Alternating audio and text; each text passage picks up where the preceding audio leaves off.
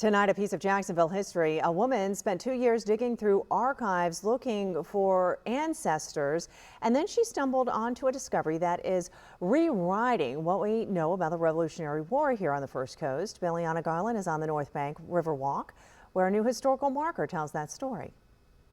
Behind me is a brand new marker of Cowford, Jacksonville's original name. And before, there was an older marker here, but it didn't tell the full story. And now, for the first time, Jacksonville's history is finally being told. I don't think we should have an inferiority complex of being not as patriotic. Before it was Jacksonville, this spot on the St. Johns River was once known as Cowford.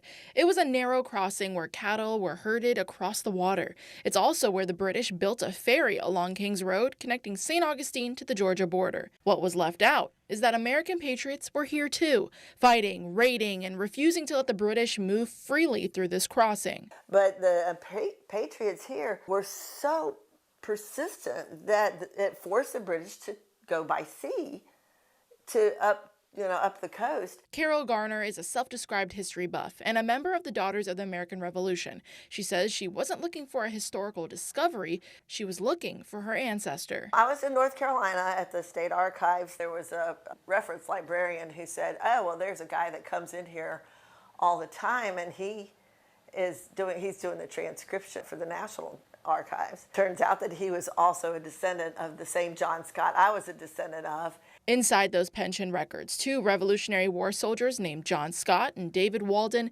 described in detail their mission to Cowford. They wrote about raiding the British ferry, jumping out of the bushes, and even stealing British uniforms to disguise themselves.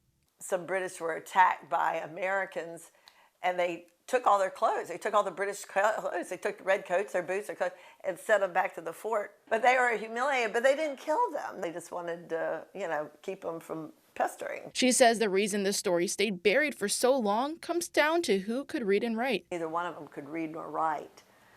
And the British officers all could read and write. Garner spent 2 years verifying every single word. Every claim had to be documented 3 different ways before it could appear on the marker. The state awarded her chapter a $15,000 grant to make it happen. And as America marks its 250th anniversary, she says the timing couldn't feel more right. But to try to change a whole lore that a city has lived under, I thought it was going to be really challenging.